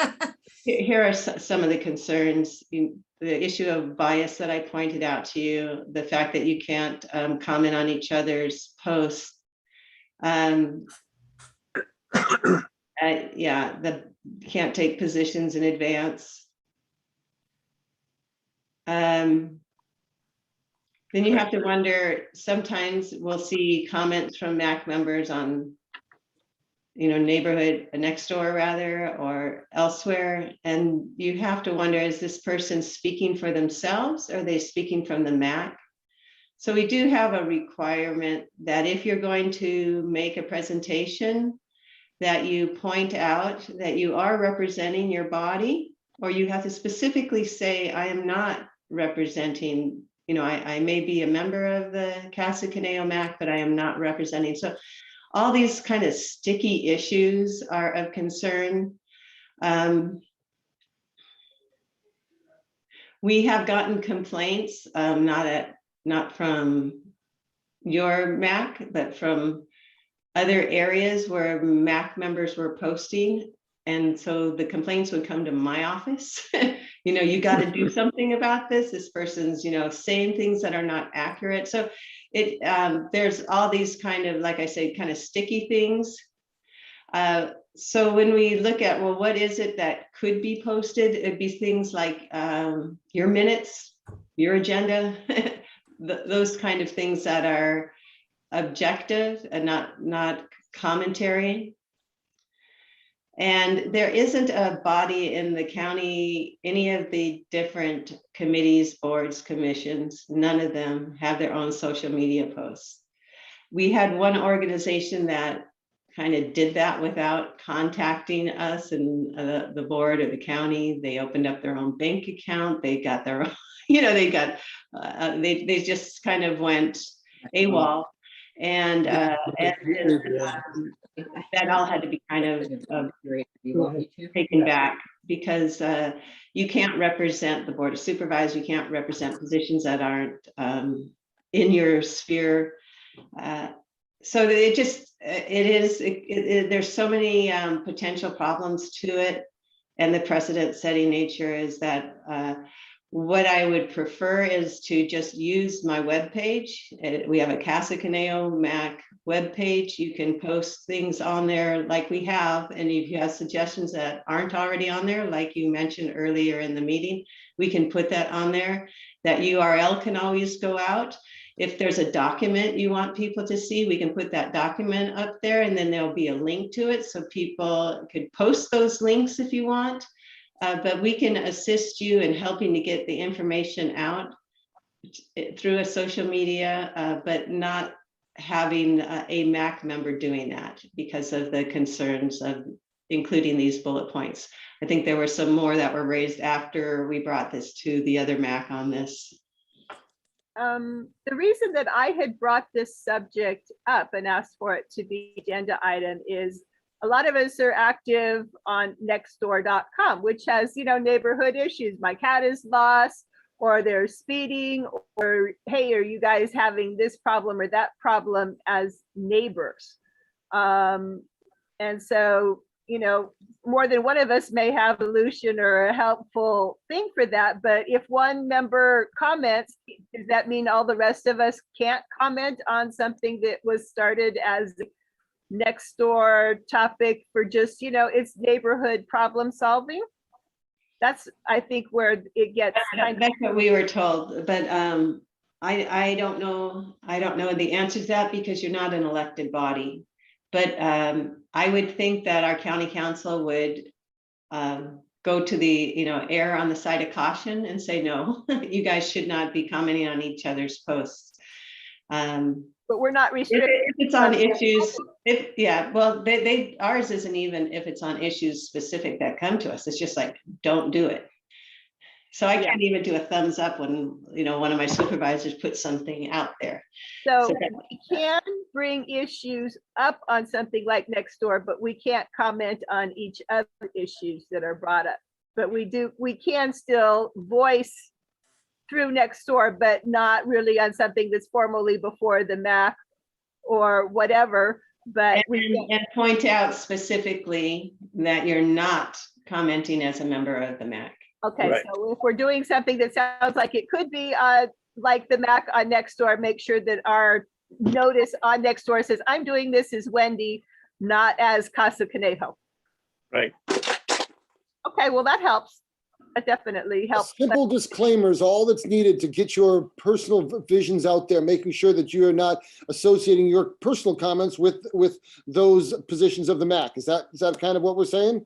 Yes, and also that I'm making my website available, but you know that already, Yep. that we're happy. We've got your, street cleaning on there and, your MAC boundaries on there and the MAC agenda on there and your minutes on there. Photos we're happy to put up, just what, let us know and we're happy to put that up if it's regarding your MAC business and then you can link to it too if you want to help share, your agenda, for example, to members of the community. I put the URL in the chat. And then also I don't see it too often, but we actually are also posting. Are you recording this? Yes, you are. We are also posting the Zoom meetings, and I don't see that on too many boards even that I sit on. I go. Well, let me go check that out on that Zoom. But no, we do that with all the MACs. All the Zooms are up there. As long as there's Zoom. That So stops. then perhaps what we'll do is we'll be redoubling our efforts to add more stuff to our official page on the county site in order to get more information out there. We'll see about making the site even better with more info. Yeah, because I hadn't really thought about it the way that Supervisor Parks just mentioned, is that's an avenue that we can use for awareness and references without having to fill and replace and do that. So I appreciate that offer, and I think that's great. Yes, indeed. Good. I'm just taking my notes here. And it's Okay. me. Any other comments or questions and concerns about MAC social media protocols? I think that's helpful clarification for all of us, because a lot of times there's so much going on and we're involved in different things. And I know I try not to be involved in certain things if I know someone else is. But this, actually, just helps make it clearer of what our responsibilities are beyond what we had when we had the meeting a couple of meetings ago when we went through some Brown Act things and some MAC protocols. So I think this is good. Very good, very good. All right. Okay. If there's anything else, and if not anything else on that item, we're going to move on to the next information item, item 11C, report from the, Hand up. what? Ed has his hand up. No, Ed? Oh, I'm good. did he I'm good. sit down? Okay. Information item 11C, report from the Borchard Wetlands Ad Hoc Subcommittee. I thought I'd share what Richard and I have been working on in the last 2 months, talking about the issues and generating information. One of the big things that I had hoped to do was to gather up photographs to compare with the hydrology report that the Watershed Protection District submitted to us in the most recent thing. And I'm hoping maybe we could start with the photograph that we've got from 2017. This particular photograph is one that was sent to me from a social media post, and it ended up being right in coordination with one of the easement flowages, the hydrology report. I'm reporting now on the south branch of the Royal Conejo Hydrology Summary that was given to us at the MAC meeting. The last item on that meeting was 2017, February 17th. Turns out this was actually photographed at that exact time. So we're able to draw together empirical data from the Watershed Protection District about the flood and the easement usage that happened in 2017 with a visual example of this. As we can see, the Borchard Wetlands is completely inundated, and this was one of the times that the flood easement was put into use. This is a wonderful photograph from Angel Vista Peak, looking down there in February 2017. This is a really good example of the easement in use right now. And there was a bit more information that came out regarding the easement that's in the supplemental information. I thought we would go to the a little bit of information I'd like to read from you. This is a memo from Sergio Vargas, the person putting the flowage easement project together on it. And what I want to recap is a couple of important information pieces. We learned that the easement on the Borchard Wetlands has actually been used every single time that property floods and is filled with water. It was thought that this particular easement would not be used until there was a 100-year flood. No, that's not the case. It happens, the county's easement is used every single time that property is flooded. And this is something that is going to be documented over and over again as we gather up more and more pictures here. But in summary, we're looking at that 2017 item on the very bottom of the page where it says February 17th.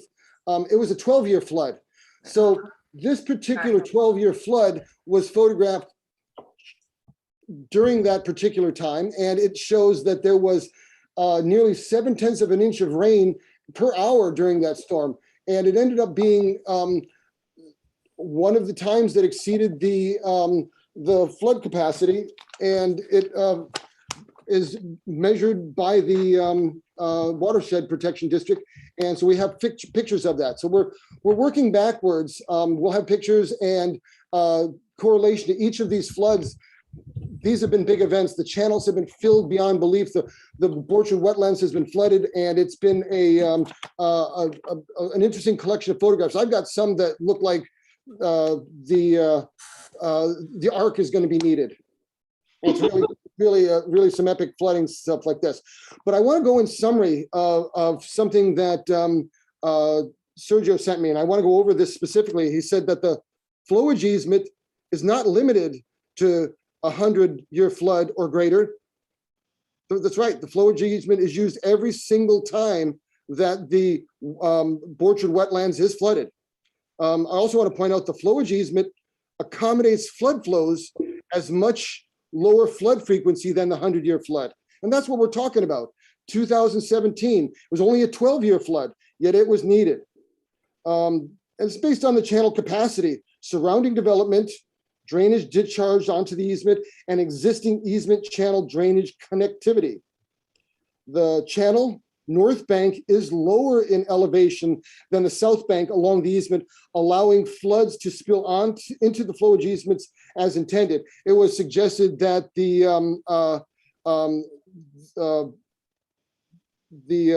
houses on the Michael's side would be flooded just as much as that, and that turns out to be not true. And I think perhaps the flowage easement hydrology report that we've been looking at will yield us interesting photographs from each of these eras as we move our way backwards in time. So I think that it's important that we understand that some of the information thrown out last time was incorrect and that it has been corrected by the professionals in the field here. Anyone have any questions for us? Or any comments? I do. Sean Maradian, join us. Thank you, Chair. Well, first of all, I have one question. Why did the name of the committee change from the Borchard Property Committee to the Borchard Wetlands Committee? That's our purview. We can change it to whatever we'd like to call it. Any particular reason why? Because I've known this to be the Borchard No, Wetlands. I believe it was always Borchard Wetlands. That was probably an oversight on my part. Okay. It was just an oversight. on We've my part. called this the Borchard Wetlands since I was a kid, and that's why, as for anecdotal purposes, we're going to call this committee the Borchard Wetlands.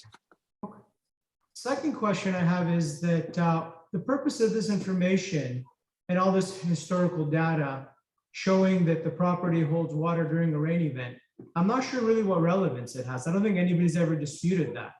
Well, you already know there's relevance to it in the plan that there is going to be potential building on there. And if there's building where there's a flood, you can't have both of them happening. And if there's storage happening, if the property has to store water, a huge amount of flood water, there can't be any opportunity for development in my mind. And that's why we're examining this, and we're looking very closely at this as one of the issues of why we can't build on that property. That's what we're looking at here. Okay, well, I can assure you of one thing, that the city of Thousand Oaks, who's the floodplain manager, not the county of Ventura, will not let any development take place unless we can demonstrate to them that there will be no impact to the floodplain. So regardless of what you do here, that would be a development condition. The county of Ventura would also ensure that any development that takes place here will not impact the floodplain. So I don't think there's any dispute. What is in dispute and what I have serious concerns with is this information being, peddled out by Sergio Vargas, who I consider now to be, a co-conspirator. Sean, we're going to just stop you right there. You can't go on and just start doing things like this. And Mr. Vargas is a member of the community that represents the professional view, and his view is what we're going to accept. Excuse me, I am a property owner. You're talking about my specific property, and you're putting out information that I want on the record to know that it's in dispute. Everything he put here is in dispute. The channel banks are at equal elevations. I was with the city of Thousand Oaks today on their GIS mapper. They're the same elevation. He's lying. For 43 years, the easement has been tied to the 100-year storm. He's lying. This is, let me finish. This is harassment. And what I consider Sergio Vargas to be is the equivalent of Paul Edelman of the Conservancy using this tactic to engage in harassment. We have a complaint filed with the Attorney General. There's going to be a lawsuit involving Supervisor Parks, and we don't want to drag the MAC into it. So I would urge you guys, if you're going to put this information out, you better verify, you better verify the source, because Sergio Vargas is living in fantasy land. No other individual or expert or the city of Thousand Oaks concurs with any of this information. I sent it to them today. So again, I would do some due diligence before you put this information out there, because it's highly defamatory and it's going to be the subject of a pending litigation coming before the county. Well, okay, so here's where you're wrong about that there, Mr. I would ask Maradian. that we not engage in an argumentative discussion. The public comment portion of Mr. Maradian can speak for his 3 minutes or whatever, and then he's done. That's it. That's it. But the back and forth, I think is unnecessary. If you don't believe what he says, doesn't believe what you say, that's where you can just fortunately have the facts in front of you. Well, you're gonna get good. Okay, well then there we go. Wait, whoa. I can only have one. Wow. Where I don't. Yeah. only one, sorry, I'm gonna stop sharing my screen. because I'm- Well, Okay, I'm not really so, sure. Well, yeah. I thought I'd One share another, Speaker at a time. I thought I'd share another interesting document that I've come across. This is something from the U.S. Fish and Wildlife Service. It's a national wetlands inventory, and it's called the Newbury Park Wetlands on the U.S. Fish and Wildlife Service thing. And this particular map I'm going to show was from June 17th, 2018. In 2018, this is around the time that I joined the MAC, and I have this very interesting map that shows the U.S. Wildlife Service. In this particular space is the Borchard Wetlands. And during this particular mapping thing, they have a emergent wetlands that shows up on that particular map and across the entire property. And this particular property did have native species back in the day there, and were slowly eradicated. And the wetlands itself is something that could be preserved and strengthened. So I just thought I'd share this particular map from 2018. This is the U.S. Wildlife Service map. Chair Horn, this is a perfect example, sir, of what I'm referring to. That map that you just held up was updated June of 2020. If you kindly go back to the US mapper, you'll see that that map is no longer accurate and is no longer of relevance or jurisdiction. So this is what I mean by misleading information. This actually was an accurate map in 2018. Well, The 2020 map, which is the current map, is not the map you just held up. And is there, well, the thing is that that map is accurate in its timing, so we're gonna move forward. Okay. I just want the record to be clear. Okay, I can consider this conduct don't believe harassment. I consider this conduct highly discriminatory harassment, and I implore you to stop. There is no project before you to engage in this type of conduct. No one's disputing that if there is a flood, we have to mitigate. This has to end. We're going to continue exploring all aspects of the Borchard wetlands. We're going to be looking at photographs through each year of the flood inundations. There's 9 different flood inundations that we got a chance to look at and talk about, and those will all be discussed in length at each one of our meetings. So you're welcome to join us for each of those. Mr. Horn, you're going to be hearing, unfortunately, from our council, and you guys are probably Oh, going to stop bullying. Just you can go. I'm just letting you know. I mean, this is ridiculous. Any of your comments to the county council, Mr. Maradian, not to our citizens, if you want to threaten. These are quasi-elected officials, Supervisor. They're not citizens. Our county council. They're in official capacity. Baiting you. okay, He's baiting you. thank you. Goodbye. It's enough. All right, We have the right to do what we want to do. Well, okay, so in a bit of other interesting information about this particular property, I've heard from the people closest to the property that there have been multiple operations of scraping down the existing greenery there to make it look more like less like a wetlands and more like an open lot there. And apparently the locals have been pointing out that it's been getting bad air and that sort of thing too. So there was apparently a complaint recently from the neighborhood over there about that sort of thing. And I'm going to look into that and see what's happened with that part of the story. But people have sent me some maps showing that the landowner has been degrading the wetlands continually over the course of time. I didn't realize that had been happening like that. I'm hoping in the future to share if I can find some old enough photographs of when native species still existed on that wetlands.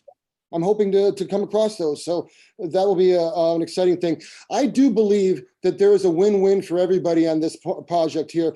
While Mr. Maradian bought this property, or his father bought this property at pennies on the dollar of what there's worth, essentially swampland, that it can still be turned into the restoration of the South Branch of the Arroyo Conejo. And I think that's what is ultimately the best end for this piece of property. And Mr. Maradian will end up being hailed as an environmental hero. He won't make his bazillions of dollars, but it'll end up being a win-win for everybody. And that's how I'm seeing this following down the line. And it's just inevitable because of the easement on the property that the city will not allow things to go forward like this. The people in the neighborhood are scared about the traffic and the thing like that. They've got legitimate concerns as well, and there's other issues. So we're going to pursue this and try to help our neighborhood and prevent it from being crushed by the potential development of this project. We can move on. Are there any questions for the committee from my committee members? Anything? Nope. Well, I can move on to information item 11D, the graffiti removal intervention team. Ed, you got a report for us? The graffiti removal team has been kind of idle because there is no graffiti been found in the last couple of years. We have found some people using marks a lot or something, little names on underneath the bridges. Other than that, it's been clear, and that's on the big part of keeping up on it. And as soon as you see it, you get rid of it. So the graffiti in our area is next to nothing now. Yay. Excellent. Excellent. Well, that's a good sign. Oh, by the way, if you know anybody that wants to become part of the graffiti team, have them contact Supervisor Park's office and let them know that they're interested. Well, and that kind of leads to the next thing with recruitment for a new MAC member. Yeah. We have to, We'll put out a press release. okay, press release and things like that. Yep. Let's put that on. Okay, we'll move on to correspondence. Has our correspondence to the redistricting effort, anything else we need to do with that, or we have any other correspondence? No, the letter was submitted Did to, we get anything back from county on the 101 freeway that we have correspondence that went to them? Have they replied to us other than that they were? oh, that was Scott. Scott, you were working on you mean the highway expansion? Because we had sent them a letter and Yes, changing. I had been corresponding with them. So here's what I think happened. They have had a couple changeovers in leadership, if I recall. The interim director left and there was another director who left or something like that. And they've been kind of like thrown back to a square one, as I understand it. But I understand Supervisor Park sits on that particular transit committee. Do we have any kind of an update perhaps on that? Sure. I can point out that the infrastructure bill passed, so there will be lots of millions of dollars coming our way. There was an effort, there is an effort by a group of business folks and developers to have a tax put on, a sales tax put on. As you recall, there was a transportation tax effort several years ago, and then several years before that too.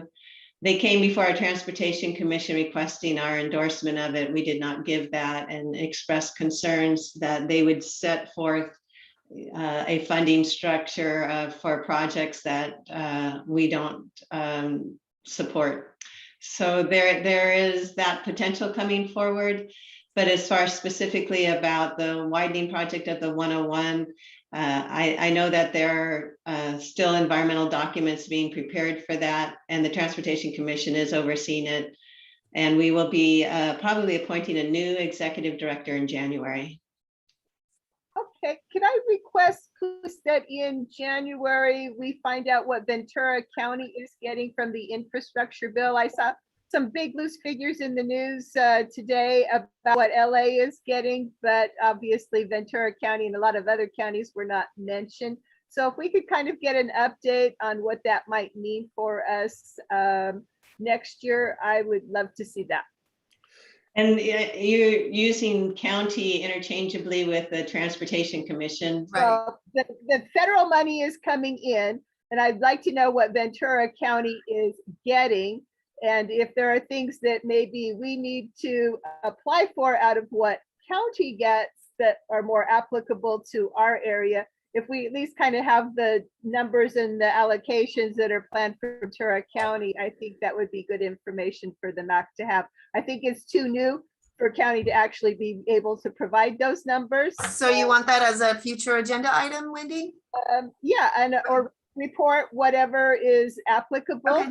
because they're big numbers, but I couldn't find anything specifically about what is coming in Ventura County's direction. Yeah, but Wendy's alluding to is the big possibility that the squeaky wheels are going to get oiled, and we want to be as squeaky as possible on our opportunity to widen the 101 in through Newbury Park. Sure. What you wish for. Was that? What you wish for. Okay.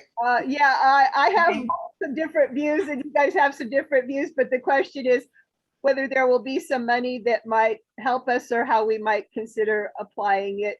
But until we know that there actually is money and what it is and what county has in mind, it's kind of hard to do our request until we know.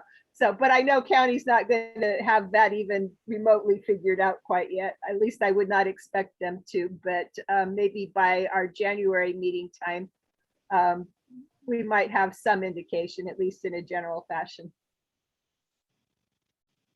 Okay.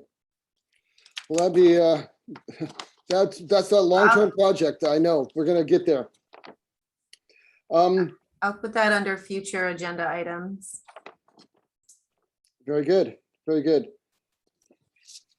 I also have the milestones and the subdivision lot at Wendy and Old Conejo. Yes. That's for the drive-through. Yes. And put on it. I want to put on find it. the drive-through. Sorry? Put on it a follow-up from Nader on it, whatever his information was on that point Wendy raised. Well, you'll probably get information on that before that, Okay. before the next Because meeting. we have to put in a formal letter by before December 14th.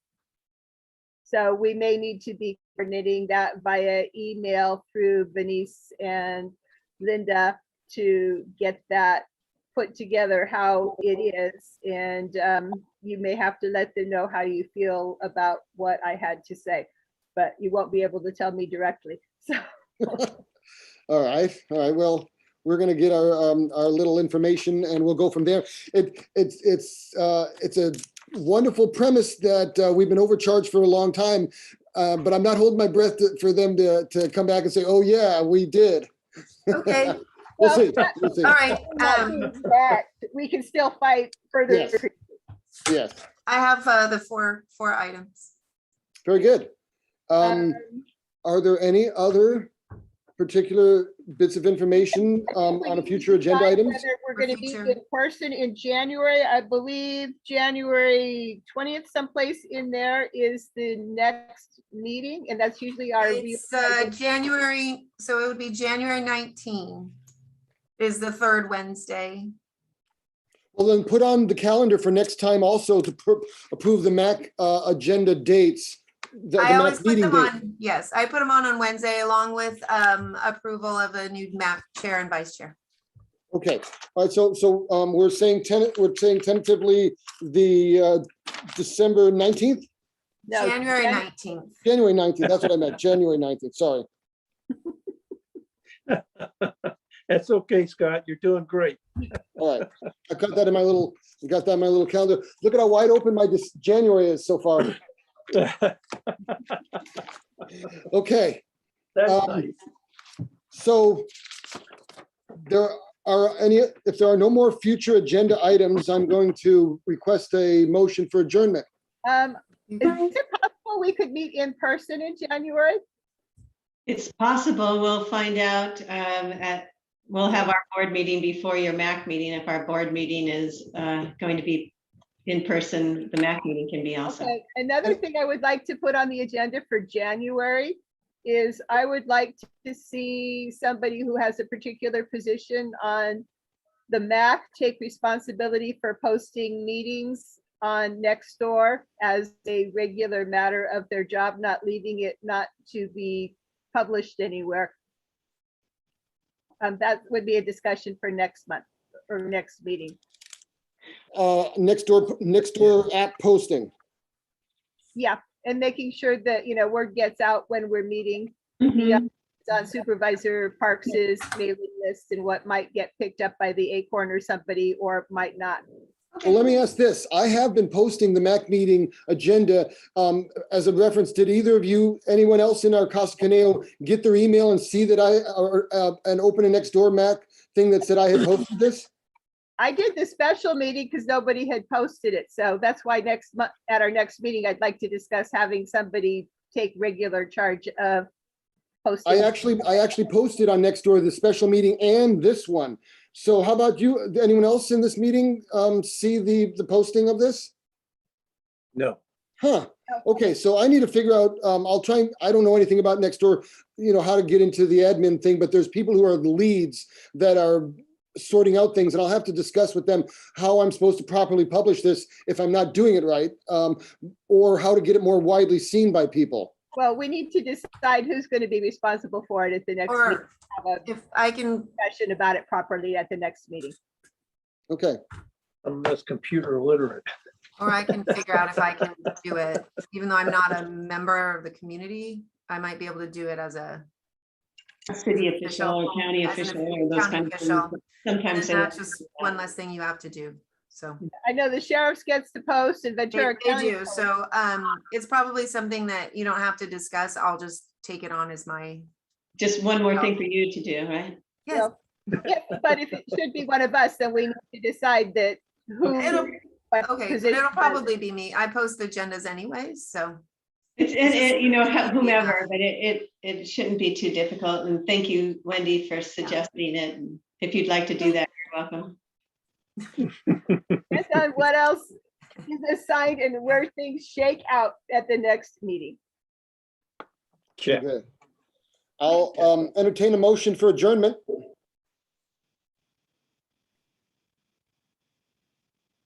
I motion that we adjourn the meeting tonight.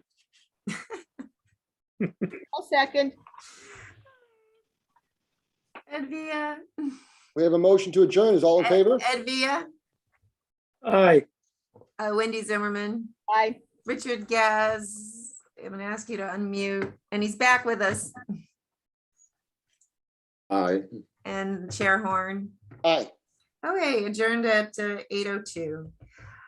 Have a Thank wonderful you, holiday everybody. season, everyone. Happy Thanksgiving. Happy Thanksgiving to you all and Christmas and hope to see you all healthy and happy in the new year. Yes. The new year. Bye. Good night. The 19th. Good night. Good night. Thank you.